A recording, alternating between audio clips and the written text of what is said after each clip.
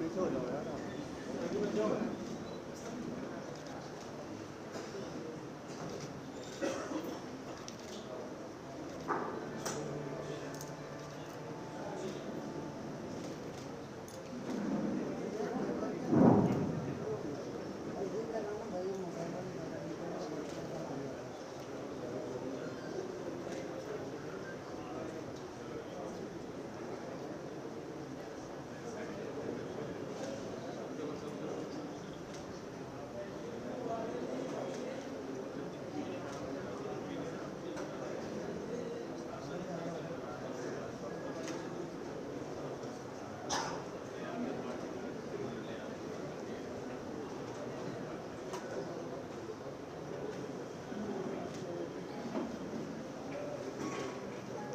हम तो साइलेंट हैं, बताओ।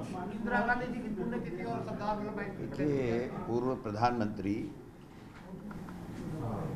स्वर्गीय इंदिरा गांधी जी की आज पुण्यतिथि और सरदार पटेल जी की आज जयंती का अवसर है। प्रदेश कांग्रेस कमेटी में हमेशा की भांति हमने यहाँ पर रामधुनी की, प्रार्थना सभा की, पुष्पांजलि अर्पित की उनके चित्रों पे और उनके जीवन में उन्होंने जो जिस प्रकार से इंदिरा जी ने जो संदेश दिया, जो काम किया, देश के लिए त्याग किया, बलिदान हुए, उन सबको आज पुनः याद करने की आवश्यकता है। और किस प्रकार हिंदुस्तान का लोहा पूरी दुनिया में मनवाया और जब ज़रूरत पड़ी तो चाहे परमाणु परीक्षण की बात हो, चाहे वो पाकिस्तान के 2 टुकड़े करने की बात हो, अमेरिका के राष्ट्रपति ने बात करने की इच्छा जाहिर की, लेकिन उन्होंने कहा मैं बात नहीं करूंगी, मैं काम में विश्वास करती हूँ, काम में बात में विश्वास नहीं करती। और उन्होंने दो टुकड़े किए, बैंकों का राष्ट्रीयकरण हो, अनगिनत ऐसे काम जिसकी वजह से आज हमारा हिंदुस्तान इस मुकाम पे पहुंचा है। सरदार पटेल ने रियासतों का एकीकरण हो, चाहे जिस प्रकार से एक जो लोग इस देश में धर्मनिरपेक्षता पे सवाल उठाते थे, उस आरएसएस जैसे संगठन को उन्होंने बैन किया और लौह पुरुष के रूप में अपनी ख्याति पाई। आज देश ही नहीं, पूरी दुनिया स्वर्गीय इंदिरा गांधी जी को और सरदार पटेल जी को याद करती है। विभिन्न देशों में इंदिरा जी की प्रतिमाएं भी लगी हुई हैं। महात्मा गांधी जी और उसके बाद में जिस प्रकार से देश की आज़ादी में और आज़ादी के बाद में स्वर्णिम भारत बनाने में जो उनका योगदान है, उनको हम सत सत नमन करते हैं। आज जिन लोगों की देश की आज़ादी में कोई योगदान नहीं है, वो इंदिरा जी को याद नहीं करते, जिस आयरन लेडी ने पाकिस्तान के दो टुकड़े कर दिए। एक वक्त वो था, एक वक्त आज है जब अमेरिका के सामने हमारे देश के प्रधानमंत्री ने घुटने टेक दिए और उनके कहने से ऑपरेशन सिंदूर को सीज फायर कर दिया। तो कहाँ स्वर्गीय इंदिरा गांधी जी और कहाँ देश के प्रधानमंत्री मोदी जी। और अब तो हद ही हो गई कि पूरे देश में और विभिन्न स्टेटों में आरएसएस जो कभी वोट नहीं लेता है, बिना जनता के वोट के सरकारों के ऊपर अपना अंकुश, अपना आधिपत्य जमाए हुए है और शासन कर रहा है। और इस तरीके से शासन कर रहा है जैसे उन्होंने जनता ने उनको चुन करके भेजा है।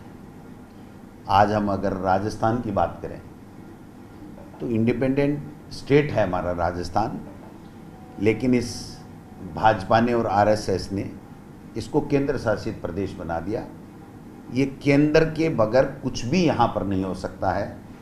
ब्यूरोक्रेसी पूरी हावी है और ब्यूरोक्रेसी को कोई भय नहीं है। चाहे मुख्यमंत्री हो, चाहे मंत्री हो, कुछ भी कह दें, वो जायज़ बात भी कह दें तो उनकी बात नहीं सुनी जाती है। तो आम जनता का तो क्या हाल होगा आप और हम देख सकते हैं। तो ये जो हालात बने हैं, ऐसे हालातों में हमें स्वर्गीय इंदिरा जी जैसा साहस, अनुशासन, दूरदृष्टि, पक्का इरादा, उनका जो स्लोगन था, उनका जो मंतव्य था, पूरे देश और दुनिया में उन्होंने अपना लोहा मनवाया। मैं समझता हूं कि हर कांग्रेसी कार्यकर्ताओं को उस प्रकार के साहस की आवश्यकता है। सरदार पटेल से और स्वर्गीय इंदिरा गांधी जी से, दोनों से जो उनमें खूबियां थी, जो उनमें गुण थे, जो उनके कार्य क्षमताएं थी, जो उनका शासन करने का तरीका था, उन सब से प्रेरणा लेकर के हम सब लोग आज, चूँकि राजस्थान हो चाहे दिल्ली में हो, हम विपक्ष में हों, हमारे नेता राहुल गांधी जी जिस प्रकार से निडरता के साथ में मोदी जी के सामने, सरकार के सामने चुनौतियां पेश कर रहे हैं, लेकिन ये हैं कि वोट चोरी कर करके सरकारों पे काबिज हो रहे हैं, अपनी एजेंसियों का दुरुपयोग कर रहे हैं। बात करते हैं भारतीय जनता पार्टी और आरएसएस के लोग इंदिरा जी के आपातकाल की, उनके समय की। वो संविधान में जो प्रावधान था उसके तहत तत्कालिक समय की आवश्यकताओं के अनुरूप किया गया। फिर भी उन्होंने कहा कि हो सकता है ये हमारी गलती हो, लेकिन आज तो अघोषित आपातकाल है। आज संविधान में कहीं भी उसकी कोई वर्णन नहीं है, उसके बावजूद इन्होंने अघोषित आपातकाल कर रखा है। कोई मीडिया का व्यक्ति अगर किसी के खिलाफ कोई ट्वीट कर देता है तो उसके ऊपर मुकदमा, अगर कोई नागरिक कोई अपनी बात कह करके इनकी आलोचना कर देता है तो उसके खिलाफ मुकदमा, अगर कोई नेता सच्चाई कहता है, इनकी गवर्नेंस के बारे में अगर कोई उनकी नीतियों के बारे में कोई आलोचना करता है तो ईडी और इनकम टैक्स, सीबीआई, और अब तो हद ही हो गया, एक डीजी पे एक डीजी, एक डीजी पे एक डीजी, एक डीजी पे एक डीजी, एक डीजी पे चार चार डीजी बैठा दिए। मैं समझता हूं कि राजस्थान का पट्टा बैठाने में भजन लाल जी का नंबर 1 नाम आएगा, क्योंकि इन्होंने खुद को तो कुछ करना नहीं है, ऊपर से जो पर्ची आती है उसको करना है। हमारा जो पीएचक्यू होता था, मैं समझता हूं कि उसका एक इकबाल होता था, डीजीपी का एक इकबाल होता था, उसका अपना काम होता था, उसके अधीन सारे के सारे पुलिस काम करते थे। आज जो स्थितियां बनी आप समझ सकते हैं, कमिश्नर भी लगाया और स्पेशल कमिश्नर भी लगा दिया। अब वो स्पेशल होगा। वो एक बार मेरे किस्सा याद आ गया, एक किसी ने कहा भाई चाय दे दे, उसने चाय दी, कि यार स्पेशल नहीं बनाता क्या? कि भाई हाँ बनाता हूँ। तो स्पेशल बनाई, तो स्पेशल बना के दी तो क्या यार इसमें चीनी नहीं डाली? क्या आपने स्पेशल के लिए कही थी चाय, तो मैंने पहले दे दी थी। अब आपने स्पेशल कही तो स्पेशल में तो मतलब अब नमक थोड़ी डालता मैं।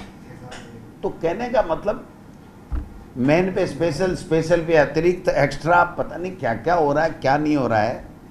जो हालात बने हुए हैं इस सरकार के, वो बहुत ही दयनीय हैं, चिंताजनक हैं। पूरे राजस्थान में किसी भी वर्ग का कोई काम नहीं हो रहा है और इनके मंत्रियों के कलेक्टर और एसपी फोन नहीं उठाते हैं। जब ये जाते हैं तो 5 लोग भी सर्किट हाउस में इनसे मिलने नहीं आते हैं। यानी कार्यकर्ताओं को, इन्हीं के कार्यकर्ताओं को आशा खत्म हो चुकी है कि हमारा काम भी होगा कि हम मंत्री के पास क्यों जाएं। अकेले जाते हैं, कलेक्टर या अधिकारियों के साथ चाय बिस्किट नाश्ता करके निकल लेते हैं। तो ये जो हालात है, ये दिन प्रतिदिन लोकतंत्र को कमज़ोर करने वाले हालात हैं।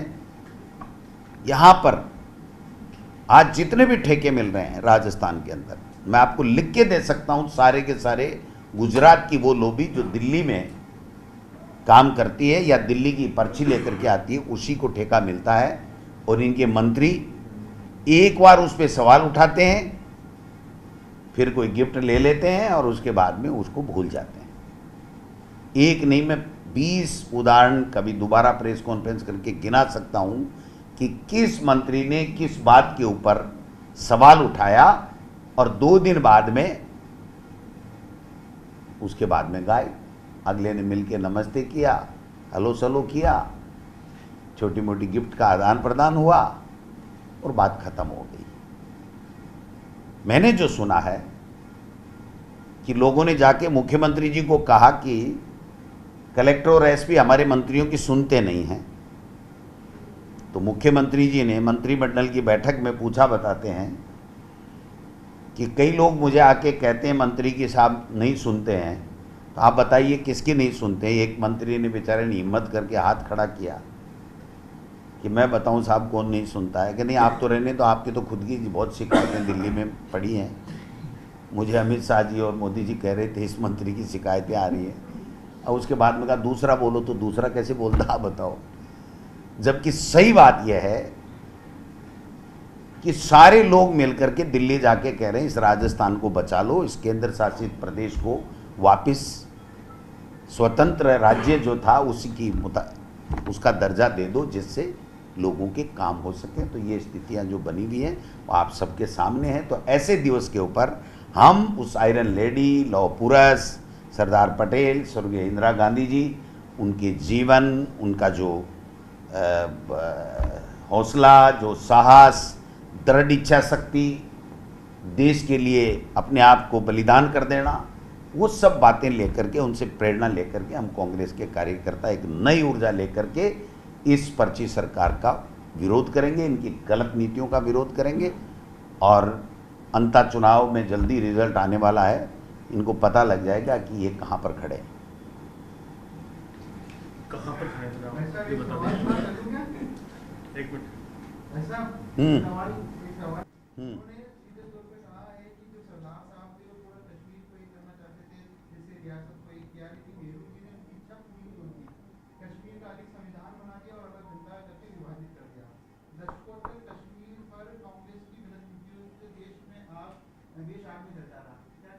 देश का दुर्भाग्य है कि देश के प्रधानमंत्री के पद पे बैठा हुआ व्यक्ति झूठ परोसता है, उसके पास अपने 11 साल 12 साल का बताने के कुछ नहीं है, इसलिए इतिहास को तोड़ मरोड़ करके अपने मुताबिक अनर्गल प्रलाप करके और अपनी सत्ता पे काबिज रहना चाहता है, जो अब जनता समझ चुकी है। चंद ही दिन है कि वो सत्ता से भी जाएंगे और ये अनर्गल प्रलाप और झूठा जो षड्यंत्र करके जिस तरह की भाव भाषा में लोगों को झूठ परोस रहे हैं वो उनका खत्म होगा। सर, एक ये अपने अंतर चुनाव के बारे में बता रहे थे कि है क्या तैयारी है, वोट चोरी की संभावना तो नहीं है, कहीं कुछ आपने टीम वगैरह लगाई भी होगी ऐसा? हमारे कार्यकर्ता मजबूत हैं, नेता मजबूत हैं, वोटर मजबूत है। न अंतर चुनाव में इनकी वोट चोरी करने देंगे, न एसआईआर में करने देंगे। एसआईआर में देखा आपने, 2 दिन के अंदर बीएलए को प्रशिक्षण देने की बात कर रहे हैं, 3 तारीख तक देना था इनको। एक भी बीएलए को सूचना नहीं दी गई। अब जब बीएलए को हमने हमारे बीएलए राजस्थान में 51,000 यानी केवल 2 विधानसभा रहे हैं हमारे, जो आज बन जाएंगे 51,000 समथिंग, 52,000 में से हमने बना दिए। बीजेपी ने तो 45,000 ही नहीं बनाए होंगे, वो तो उनका तो काम ही नहीं है, वो तो क्या चोरी करके ही करना चाहते हैं। तो हमने बना दिए और हमने बीएलए की सूची दे दी, टेलीफोन नंबर दे दिए। तो चुनाव आयोग के तमाम जुड़े हुए अधिकारियों को चाहिए कि उनको टेलीफोन करके सूचना देके वो बीएलए को प्रशिक्षण दें, लेकिन वो नहीं दे रहे हैं। लेकिन हम कांग्रेस पार्टी, प्रदेश कांग्रेस कमेटी ने यह तय किया है कि आज ही हम हर विधानसभा क्षेत्र 200 ऑब्जर्वर इसके लिए लगाएंगे और वो जा करके वहाँ तमाम बीएलए को इकट्ठा करके और उनको प्रशिक्षण भी देंगे। और जो गणना प्रपत्र ये फार्म जो है उसमें उनकी फ़ोटो में, उनके ओर में, सब में सहायता करेंगे। और एक भी वाजिब व्यक्ति का वोट हम लोग नहीं कटने देंगे, ये हमने संकल्प लिया। और इस संकल्प में हम अब दिन रात, जब तक 2 महीने तक ये पूरा एसआईआर नहीं हो जाता, तब तक कांग्रेस का हर नेता कार्यकर्ता अपने बीएलए के साथ में और जो बीएलओ हैं सरकारी, उनके साथ में संपर्क बना करके वोटरों की मदद करेगा। इन्होंने तो कह दिया हम एसआईआर कर रहे हैं, कह रहे हैं सबकी फ़ोटो दोबारा चाहिए। आप बताइए, किसी गांव में ढाणियों में बैठे हुए व्यक्ति के पास में फ़ोटो होगी? मतलब अपना बर्डन हम पे डाल रहे हैं। इनको ऐसा ऐप करना चाहिए कि जो बीएलओ जाए वो उसकी फ़ोटो ले और अपलोड ऑटोमेटिक हो जाए, इस तरीके का काम करना चाहिए।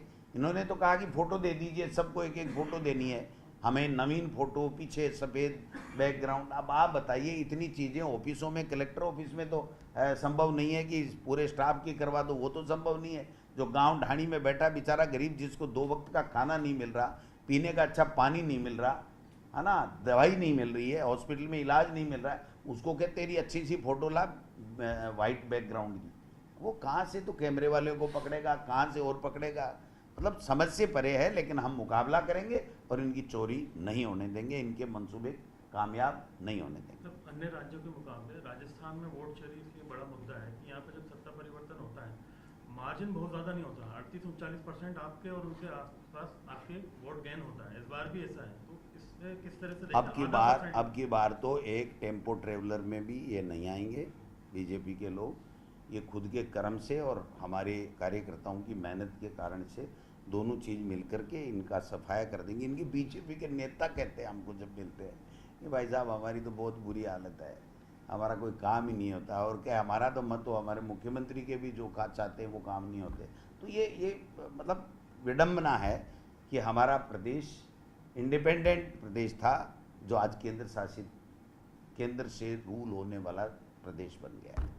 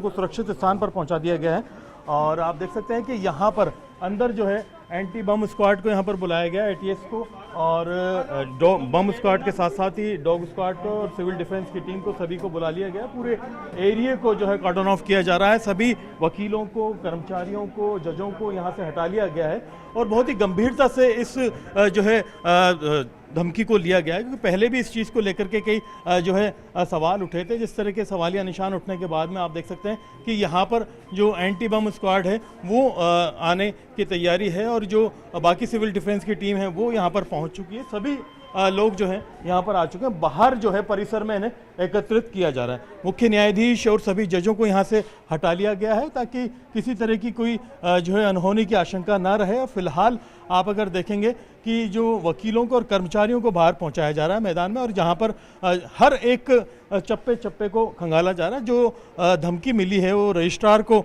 जो है ईमेल पर मिली है, जिस हिसाब से धमकी दी गई है, जिस तरह की बात कही गई है, उन तमाम चीज़ों का ध्यान रखते हुए अब ये कोशिश की जा रही है कि यहाँ पर जितने भी लोग हैं उन्हें पहले सुरक्षित स्थान पर लिया जाए और हर एक क्षेत्र को, हर एक कमरे को, हर एक कोने को बारीकी से खंगाला जाए। बहुत बड़ा परिसर है, बहुत सारी अदालतें यहाँ पर हैं और आप देखेंगे कि एक बड़ा एक तरह से राजस्थान का सबसे हाई कोर्ट का परिसर माना जाता है।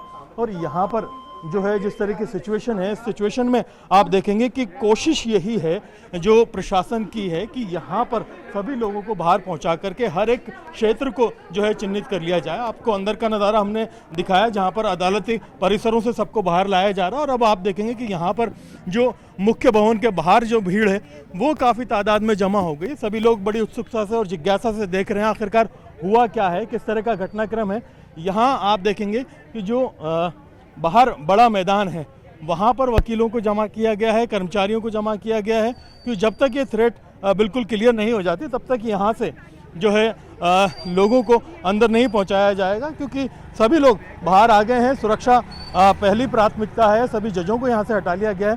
तो ये अपने आप में बड़ा महत्वपूर्ण मुद्दा है। आप देखेंगे कि हर तरफ लोग ही लोग नज़र आ रहे हैं, सब एक साथ हैं, चाहे परिवादी हों, चाहे वकील हों, चाहे कर्मचारी हों, सभी लोग यहाँ पर मौजूद हैं।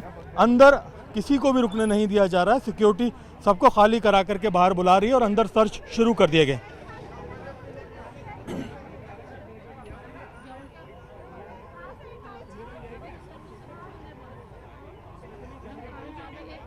देखिए, बम की धमकी जयपुर के लिए रोज़ का एक बड़ा वो सरदर्द बन गया है, क्योंकि आप देखिए कि पिछले कई दिनों से हम लगातार दिखा रहे हैं, कभी एयरपोर्ट पर, कभी स्टेशन पर, कभी बस अड्डे पर, कभी स्कूल में, कभी अस्पताल में, और अब हाई कोर्ट के अंदर ही आया है। और अभी तक के जितने भी लंबे पुराने मामले हुए हैं इसमें किसी में भी अभी तक कोई स्पष्ट गिरफ्तारी सामने नहीं आई है, ना ही कोई IP एड्रेस ट्रेस किया जा सका है, क्योंकि ATS से लेकर के bomb squad, police, civil defence सभी लोग एक्टिव हो जाते हैं। और जितने आप देखेंगे कि लोग यहाँ पर जिन परिसरों में मौजूद होते हैं सबकी धड़कनें बढ़ जाती है, दहशत का माहौल हो जाता है।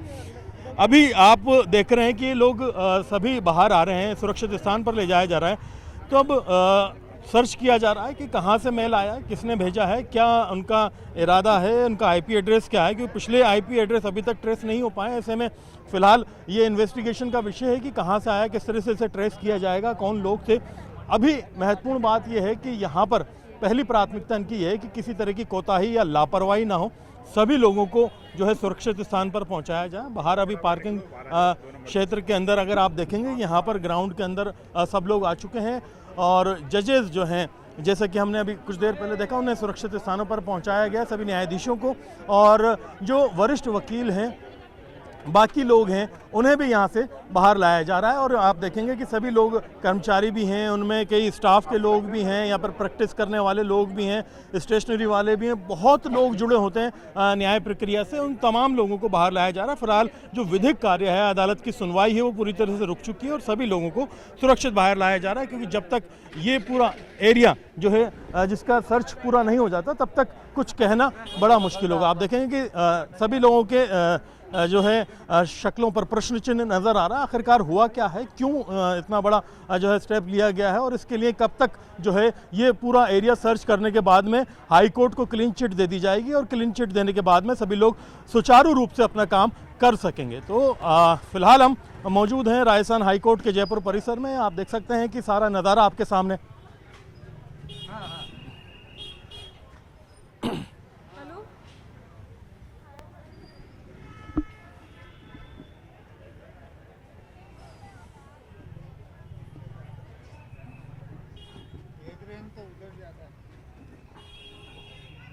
जी बिल्कुल, देखिए कि ये बहुत महत्वपूर्ण बात है क्योंकि इतना मैन पावर, इतना कसरत, इतनी एक्सरसाइज, इतने लोगों का काम रुकना। आप देखिए राजस्थान हाई कोर्ट का विधिक कार्य रुकना अपने आप में बहुत बड़ी एक तरह से चुनौती है, बड़ा प्रश्न चिन्ह है। जिसने भी ये किया उससे सोचिए कितने लोगों की न्याय की प्रक्रिया रुकी होगी, कितनी मुश्किलें यहाँ पर हुई होंगी, कितने लोग यहाँ पर आज अदालत में पहुँच रहे होंगे, उनके मामलों की महत्वपूर्ण सुनवाई होनी होगी, कई लोगों को सुनवाई आगे बढ़ाई जानी होगी। आप देख सकते हैं कि सभी लोग जो हैं उनको बाकायदा यहाँ पर बाहर ले आया गया। न्यायिक प्रक्रिया कुछ देर के लिए अभी बाधित हो चुकी है, कब सुचारू होगी, जब तक क्लीन चिट नहीं मिलती तब तक कुछ नहीं कहा जा सकता। लेकिन आप देखेंगे कि ये सारी चीज़ें हो रही हैं धमकियों की वजह से, और धमकी देने वाले अभी तक फरार हैं। क्योंकि जयपुर में पिछले 1 साल के अंदर लगातार आप देख रहे हैं कि हम कवर कर रहे हैं स्कूलों के अंदर जो स्थिति होती है, वहाँ पर बच्चों को वहाँ से बाहर निकाला जाता है। अस्पतालों के अंदर जो स्थिति होती है वहाँ पर मरीजों को परेशान होना पड़ता है, एयरपोर्ट पर यात्रियों को परेशान होना पड़ता है। इसके अलावा भी कई महत्वपूर्ण ऐसी बिल्डिंग जहाँ जहाँ जो है लोगों को परेशानी हो सकती है, मुश्किलें हो सकती है, वहाँ पर इन धमकियों की वजह से स्थिति बड़ी जो है अजीब हो जाती है। लेकिन अभी तक भी जितनी भी टीम है, चाहे वो ATS हो, चाहे बॉम्ब स्क्वाड हो, चाहे डॉग स्क्वाड हो, इन तमाम लोगों की अच्छी खासी कसरत हो जाती है। और होने के बाद में ज़्यादातर मामलों में ऊपर वाले का शुक्र ये है कि कहीं कुछ नहीं निकला, और उम्मीद ये है कि यहाँ भी ये धमकी ही निकले, इस तरह का कुछ मामला ना हो। लेकिन बड़ा सवाल ये है कि जो भी धमकी दे रहे हैं, जो भी परेशान कर रहे हैं, उनका क्या, उनके IPS कब, जो IP एड्रेस हैं वो कब ट्रेस किए जाएंगे, कब उनके ऊपर कार्रवाई हुई, कब इस तरह के लोग जो कानून की पकड़ में होंगे। क्योंकि आप ये नज़ारा देख रहे हैं, ये कोई शरारत का नहीं है, ये आप देख सकते हैं कि वास्तविकता में तमाम लोग अपने अपने रोज़मर्रा की ज़िंदगी से एक तरह से दहशतज़दा होकर के बाहर आ गए हैं।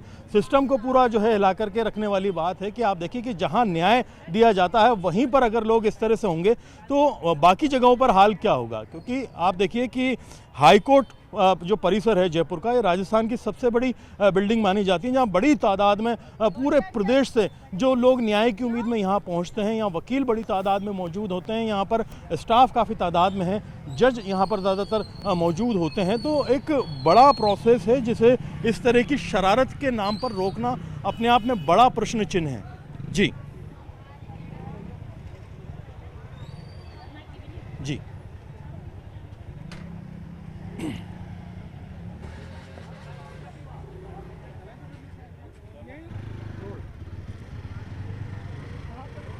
राजधानी जयपुर में लगातार मिलती बम की धमकियों के बाद में अब राजस्थान हाईकोर्ट परिसर के अंदर बम होने की धमकी का जो ईमेल है वो यहाँ पर रजिस्ट्रार प्रशासन को मिलने के बाद में आप देख सकते हैं कि सभी लोगों को यहाँ से बाहर निकाल लिया गया है। राजस्थान हाईकोर्ट के अंदर जो सुनवाई की प्रक्रिया थी, न्याय की प्रक्रिया थी, वो पूरी तरह से रुक गई है। अदालतों के अंदर सुनवाई रोक करके जजों को सुरक्षित स्थानों पर पहुंचाया गया, वकीलों को बाहर निकाल लिया गया, परिवादियों को बाहर निकाल लिया गया।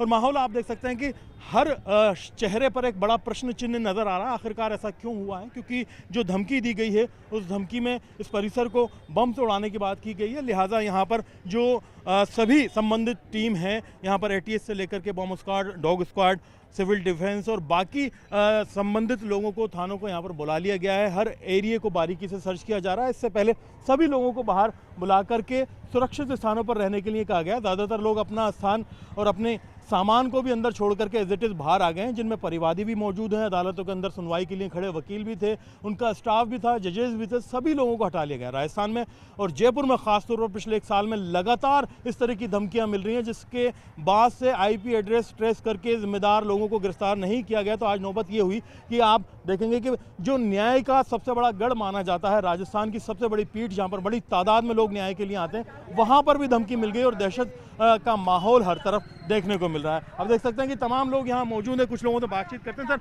आप क्या करते हैं यहाँ? सर मैं हाई कोर्ट में क्या हैं? कर्मचारी हैं। कर्मचारी। तो आपको क्या सूचना मिली, क्यों बाहर लाए? सर हमको स्टाफ सूचना मिली कि बम की सूचना मिलते ही हम कोर्ट से बाहर आ गए, कोर्ट उठ गई। कोर्ट इससे पहले कभी हुआ हाई कोर्ट में ऐसा? ऐसे पहले कभी नहीं हुआ। क्या सूचना मिली सर आपको, क्या कहा गया? सूचना तो ये बताया जा रहा है कि ये एक तरीके की ये अफवाह ही है, कोई मुलजिम में है। लेकिन फिर भी इससे पहले कभी किसी अफवाह में जजों को सबको एक साथ बाहर थोड़ी निकाला गया? ऐसा पहले एक बार भी हुआ था। जी बिल्कुल। आपको क्या कहा गया, कहाँ थे आप? सर मैं लाइब्रेरी में था। लाइब्रेरी में थे। इन्होंने कहा कि सभी बाहर निकलना, सबको सब बाहर निकलने के लिए बोला, बस इतना बोला था हमारा। आप देखेंगे कि यहाँ पे सभी लोग मौजूद हैं, कुछ स्टाफ मौजूद हैं। क्या आप कहाँ से हैं मैम? सर मैं हाई कोर्ट की एम्प्लॉई हूँ सर। एम्प्लॉय हैं तो मतलब एकदम से कहा गया कि बाहर जाइए सब लोग यथास्थिति में। 12 सवा 12 बजे ये ऐसे ऑर्डर आया तो सर ने रीडर साहब ने कहा कि सब बाहर चलें, कोर्ट खाली होगा, तो हम लोग बाहर आ गए सर। अभी कोई स्थिति स्पष्ट नहीं है कि कब तक वापस जाना है, नहीं सर, अभी कोई जब तक क्लीन नहीं हो जाता पूरा जिनको एरिया। कह दिया वो जा रहे हैं, हम लोग वेट कर रहे हैं क्योंकि हम कोर्ट में लगे हुए हैं सर। आए दिन धमकियां मिलती हैं इस तरह के अलग अलग परिसरों में, आज आपके हाई कोर्ट में भी आ गई। जी सर, हम भी बहुत सरप्राइज्ड हैं कि आज हमें भी धमकी मिली। हम तो काम कर रहे थे, सडनली आया कि ठीक है कोर्ट खाली किया जाए और बॉम्ब मिलने की वार्निंग आई है। हाँ जी बिल्कुल, तो आप देख सकते हैं मॉर्निंग के बाद में बड़ी तादाद में, हज़ारों की संख्या में, मेरे पीछे अगर आप देखेंगे तो पूरे गार्डन के अंदर चारों तरफ हर तरफ वकील ही वकील मौजूद हैं। परिवादी यहाँ पर जो इंसाफ के लिए उम्मीद लगाए हुए थे, जिन्हें ये उम्मीद थी कि आज उनके साथ में न्याय होगा, कुछ फैसला होगा, वो बड़े परेशान थे। ख़ास तौर पर जो जजेस को बहुत ही एक तरह से एक्टिव मोड में आकर के सुरक्षित स्थानों पर पहुंचाया गया, जिसमें मुख्य न्यायाधीश से लेकर के बाकी न्यायाधीश भी यहाँ से हटाए गए, वकीलों को हटाया गया, वकीलों के साथ साथ परिवादियों को, कर्मचारियों को, सबको हटा करके हर एक क्षेत्र को बारीकी से जो है एक तरह से क्लीन करके चेक किया जा रहा है। मेरे पीछे अंदर वाला परिसर मैं आपको दिखा दूँ, जिसमें अदालतों के अंदर बाकायदा यहाँ पर एक डॉग स्क्वाड और बम स्क्वाड की टीम भेजी और वो यहाँ पर अंदर पहुँच करके हर एक चीज़ को बारीकी से जो है एरिया वाइज एरिया जो है सर्च कर रही है। बड़ा प्रश्न ये है कि लगातार इस तरह की धमकियां मिल रही हैं और धमकियां मिलने के बाद में आज तक भी जयपुर के लगातार राजस्थान के मामलों में जो जिन लोगों ने अस्पतालों में, एयरपोर्ट पर, स्कूलों में और अब हाई कोर्ट में आईपी एड्रेस के जरिए ईमेल से धमकी दी, उन तक पहुंच करके उनकी गिरफ्तारी नहीं की गई। क्योंकि हो सकता है ये धमकी ना हो, लेकिन सबसे बड़ी महत्वपूर्ण बात यह है कि बारीकी से सर्च करना और बार बार टीम का एक्टिवेट होना कहीं ना कहीं उन्हें आने वाले वास्तविक खतरे से जो है सुस्त बना सकता है। फिलहाल ज़रूरत है कि जिस तरह के हालात है इस सिचुएशन में सभी लोग एहतियात बरतें और इस तरह के जिम्मेदार लोगों तक पहुंच करके कसूरवारों को जो है उनके अंजाम तक पहुंचाया जाए, ताकि बार बार लोगों को इस तरह से दहशत के माहौल में न जीना पड़े। कैमरा पर्सन अविनाश के साथ में अरबाज अहमद, न्यूज़ 18 के लिए जयपुर से। जानकारी मिली आपको? सर सभी घबरा करके बम से बाहर निकल आए हैं और अभी जांच टीम आई है, वो इस धमकी को मतलब जांच परख कर रहे हैं, गंभीरता से ले करके वो जांच कर रही है। बड़ी तादाद में लोग हैं, वकील हैं, काफ़ी भीड़ दिख रही है। कितने लोग हैं जो प्रभावित हैं, सबको सुरक्षित किया जा रहा है? जी एट अ टाइम कई सारे मतलब कैंपस के अंदर देख लो आप, तो एक बार में हज़ारों लोग होते हैं, तो इस वजह से उनका पूरा टू मेक श्योर सारे पुलिस वाले काफ़ी एक्टिव है। आप देख सकते हैं फायर ब्रिगेड की गाड़ियाँ हैं, सायरन की आवाज़ आ रही है, तो इसको डेफिनेटली काफ़ी सीरियसली लिया जा रहा है। It's not something to mess about. तो देखते हैं सर। क्या लगता है जो लोग धमकी देते हैं इस तरह की, फिर बाद में फेक निकलती है, उनको पकड़ करके कुछ करना है? बिल्कुल सर, काफ़ी मतलब आप देखिए न्याय व्यवस्था, कितने लोग आकर के वेट करते हैं, कितने लोग दूर दूर से आते हैं, कितने लोग जो कि हैंडीकैप्ड हैं उनको कितनी परेशानी होती है। तो सर काफ़ी सीरियसली लेना चाहिए और अगर ये फेक निकलता है तो डेफिनेटली कार्रवाई की जाएगी उस पर। जी बिल्कुल, फेक अगर निकलता है तो उस पर कार्रवाई होनी चाहिए, बाकायदा उन लोगों को ढूंढा जाना चाहिए किन लोगों ने ये धमकी दी थी। सर आए दिन धमकियां मिलती हैं, इस तरह की स्थिति होती है, क्या लगता है अब हाई कोर्ट में भी ये नौबत आ गई? नहीं, कभी भी हाई कोर्ट में इस तरीके की धमकी नहीं मिली है, न कभी ऐसी नौबत आई है, पहली बार ही ऐसा हुआ है। पूरा क्षेत्र ही खाली करा लिया गया, एहतियात के तौर पर। मुख्य न्यायाधीश और जजों को भी सुरक्षित स्थान पर पहुंचा? नहीं, जजेज है उनको मैसेज मिलते ही वो सुरक्षित स्थान पे पहुंच गए हैं यहाँ से, और सभी वकील और यहाँ के हाई कोर्ट के जो भी एम्प्लॉइज़ है उन सभी को कहा अपने उचित सही जगह पे, खुली जगह चले जाए। और एक बार पुलिस अपने पूरी कस्टडी में लिया हुआ है और सुरक्षा व्यवस्था पूरी पुलिस के हवाले है। पुलिस एक बार देखने के बाद वापस 2 बजे तक कोर्ट स्टार्ट भी हो जाएगा, वो अभी एक बार सुरक्षा की दृष्टि से। Thank you.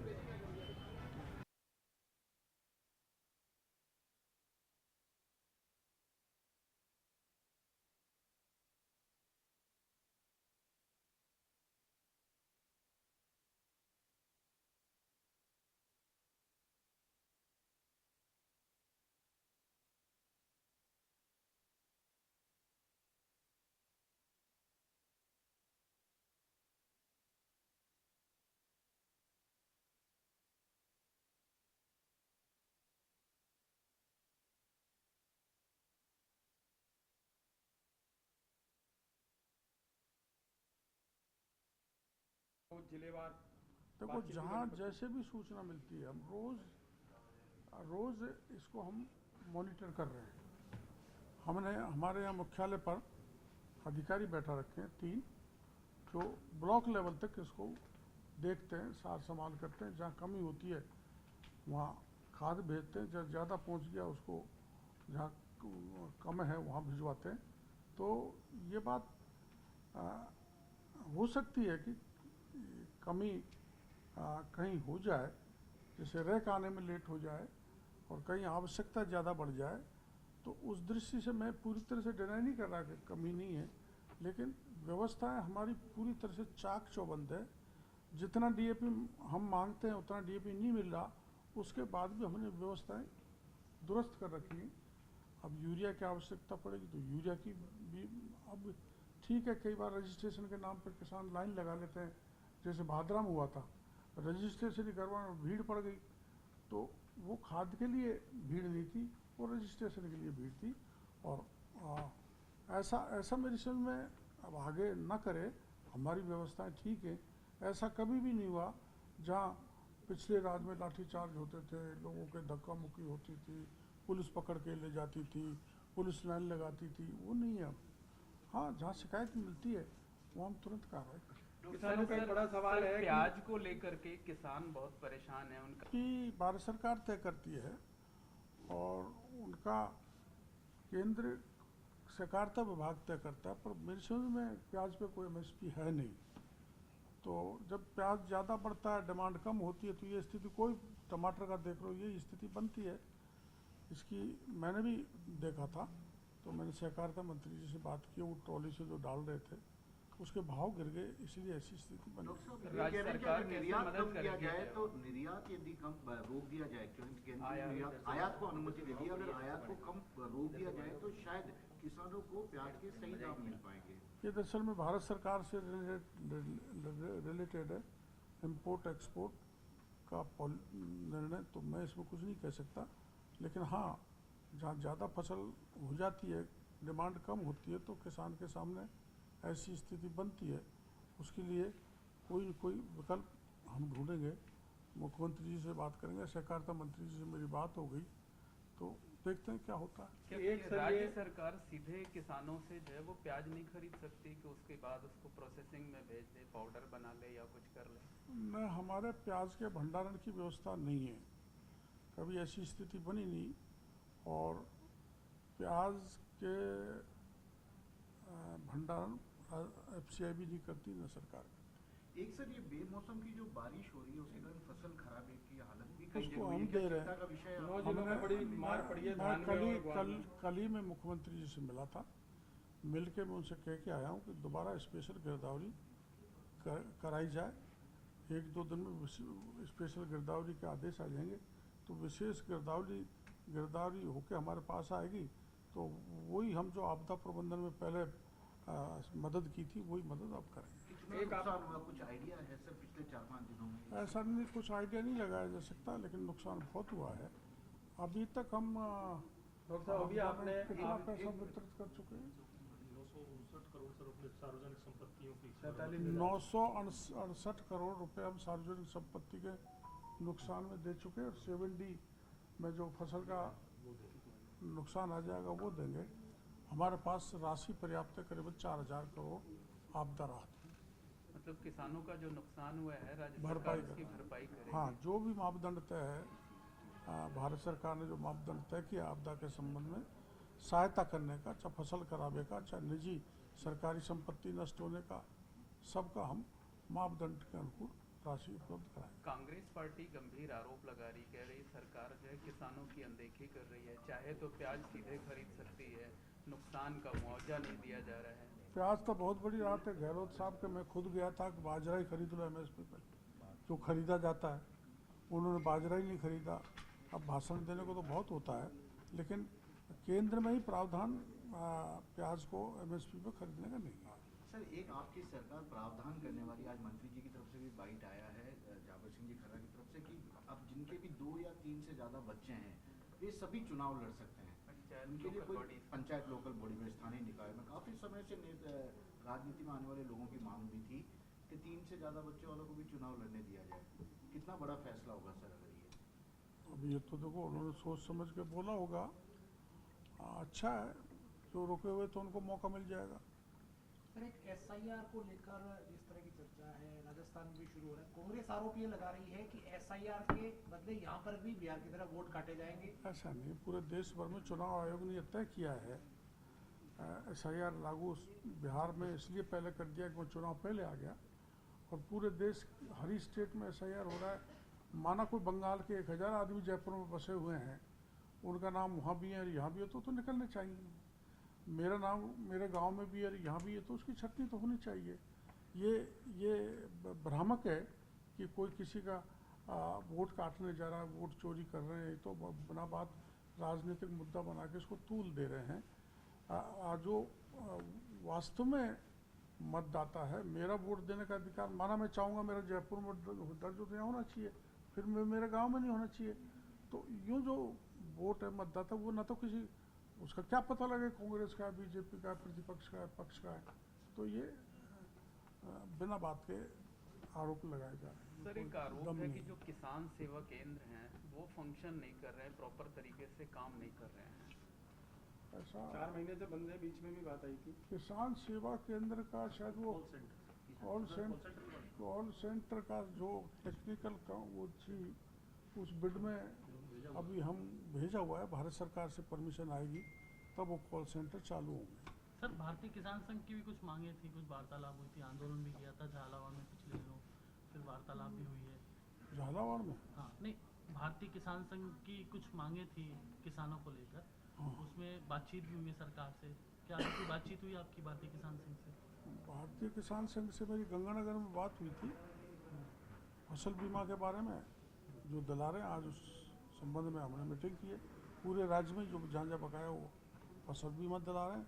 जो फार्म अनावश्यक रूप से रिजेक्ट कर रहे हैं उनको स्वीकार करने के लिए कंपनी को कहा है, और जो फर्जी दस्तखत करके नुकसान 0% कर दिया है उसको रेक्टिफाई करने के लिए कहा है। और ये जो अपने नुकसान जो हुए हैं उनकी भरपाई करने के लिए किसान संघ ने कहा था, तो उसकी राहत हम आपदा राहत विभाग से देंगे। Sir you will go in Anta election by election? क्यों नहीं, अंतर में जाएंगे आप? क्यों नहीं, पार्टी भेजेगी तो जाएंगे और भेजेगी। ऐसे सिग्नल मिल रहे हैं, आप भी जाओगे, आप थोड़ा रुकोगे। सर एक अंता विधानसभा चुनावों को लेकर आपने अभी तक ऐसा चर्चाओं में है कि दूरियां बना रखी, लेकिन आप कह रहे हैं कि पार्टी भेजेगी तो आप जाएंगे। किस तरीके से सर इन अंता उपचुनावों को आप देखते हैं? देखो जी, पार्टी ने स्टार प्रचारकों की सूची जारी कर दी, कौन कौन जाएंगे उनको वहाँ भेज दिया। कुछ पहुँच गए, कुछ प्रचार करके अब आगे आने जाने का क्रम रहेगा 11 तारीख तक। तो मेरे को भी जाना है, ऐसा मेरे को हिंट मिला तो मैं भी जाऊँगा। कोई दूरियाँ किसी की नहीं है। मुख्यमंत्री जी भी जाएंगे, वसुंधरा जी भी जाएंगे, सभी जाएंगे। छोटे से लेके बड़ा कार्यकर्ता वहाँ लग के उपचुनाव को जिताएंगे। सर क्या लगता है सर, जिस तरीके से वहाँ पे जो समीकरण है, कांग्रेस ने प्रमोद जैन भाया को उतारा है, नरेश मीणा मैदान में निर्दलीय, वो तो देखो, हम तो कोई जाति के आधार पर चुनाव लड़ते नहीं, हम तो विचारधारा के आधार पर चुनाव लड़ते हैं। और विचारधारा से जुड़े हुए वहाँ लोग बहुत हैं, जिसका परिणाम ये था कि जनरल सीट से भी एक मीणा को जिता के भेज दिया। अगर जाति वाला मामला होता तो वो जनरल सीट पर हार जाता। तो विचारधारा से पुष्ट लोग बड़ी संख्या में हमारे पास हैं, और पहले जैसे हमारा जीता वैसे अब की बार हमारा। सर आपकी फैन फॉलोइंग है, निजी फैन फॉलोइंग भी वहाँ पे? मोरपाल जीतेगा। आपकी फैन फॉलोइंग भी है वहाँ पे, उनको भी? मेरे तो ऐसी फॉलोइंग भी है फैन के साथ साथ सबको जोड़ेंगे। सर राजस्थान में मंत्रिमंडल विस्तार की चर्चाएं हैं, किस तरीके से आप देखते हैं सर? विगत दिनों आप भी दिल्ली दौरे के ऊपर रहे, क्या लगता है? मैं कहाँ गया? मैं दिल्ली सर में। आप पिछले दिनों सर लगातार सर आपने दौरे किए थे, 4-5 दिन तक आप दिल्ली में रहे थे सर। अरे मैं तो एक तो मेरा फर्टिलाइजर प्रॉपर मिला सर। नहीं क्या कहेंगे सर पर्याप्त मंत्रिमंडल विस्तार को लेकर? सर होना चाहिए नहीं? मेरे को जानकारी नहीं है, होना चाहिए नहीं होना चाहिए तो हमारा केंद्रीय नेतृत्व और मुख्यमंत्री जी के हाथ में, वही इस पर कुछ कह सकते हैं। करेंगे वही करेंगे, हम तो होने वाले में होंगे, जाएंगे। सर ये पूछ रहे हैं आप खुद तो मंत्री बन गए, बाकी अपने साथियों को भी मंत्री बनवा दीजिए जल्दी। सर कई सर एमएलए आपसे बड़ी उम्मीद लगाए बैठे हैं कि मेरे को तो किसी ने नहीं कहा और शायद इसलिए नहीं कहा कि इनके कहने में कुछ है नहीं, क्यों उनसे बात करें। आपको ऐसा लगता है? बनाने वाले दूसरे हैं जी, अपन तो बनने वालों में से हैं। तो सर क्या बन रहे हैं आप? मैं तो चाहूँगा कि मेरे को मुक्त करें और किसी को मौका दे दें। डॉक्टर साहब ने हेडलाइन नहीं दी, इसलिए लूंगा। हेडलाइन दे दी आपने।